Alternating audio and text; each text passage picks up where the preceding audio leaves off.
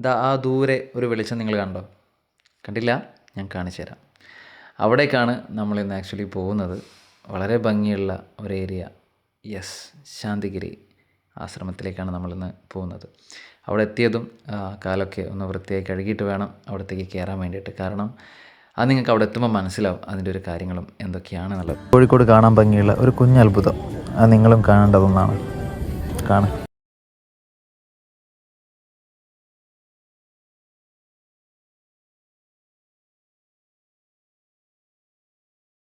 ശരിക്കും എന്താ ഭംഗിയല്ലേ? ആക്ച്വലി നമുക്കിത് ഒരു ട്രഡീഷണൽ ടെമ്പിളോ കാര്യങ്ങളോ ഒന്നും തന്നെയല്ല. ഒരു മെഡിറ്റേഷൻ ഇന്നർ പീസിന് വേണ്ടിയിട്ടുള്ളൊരു സ്പിരിച്വൽ സ്പേസ് മാത്രമാണ്. അതുകൊണ്ട് തന്നെ ഇതൊരു മതക്കാർക്കോ കാര്യങ്ങൾക്കോ വേണ്ടിയിട്ടുള്ള ഒന്നുമല്ല. ഏതൊരു മതക്കാർക്കും എപ്പോൾ വേണമെങ്കിലും കയറി വരാൻ പറ്റുന്ന ഒരു സൈലൻറ്റ് കാം പോസിറ്റീവ് വൈബുള്ളൊരു സ്ഥലമാണ്. നിങ്ങളിവിടെ ഒരുപാട് ഫോട്ടോസും കാര്യങ്ങളൊക്കെ നിങ്ങൾ കാണുന്നുണ്ടാവും. ഒരുപാട് എന്താ പറയുക, വിശിഷ്ടാതിഥികൾ ശാന്തിഗിരി ആശ്രമത്തിൽ എന്ന് പറയുമ്പം കാലിക്കറ്റ് മാത്രമല്ല, ട്രിവാൻഡ്രം അങ്ങനെ പലയിടത്തും നടന്നിട്ടുള്ള ഒരുപാട് ഇനോഗ്രേഷൻസിൻ്റെയും അതിൻ്റെ നല്ല നല്ല മറ്റുള്ള ഫ്രെയിമുകളൊക്കെയാണ് നിങ്ങളിവിടെ കണ്ടുകൊണ്ടിരിക്കുന്നത്. ശാന്തിഗിരി ആശ്രമം എന്നുള്ളത് എന്തുകൊണ്ട് ലോട്ടസ് ടെമ്പിൾ എന്നറിയപ്പെടാൻ കാരണം അതിപ്പോൾ നിങ്ങൾക്ക് മനസ്സിലായിട്ടുണ്ടാവും.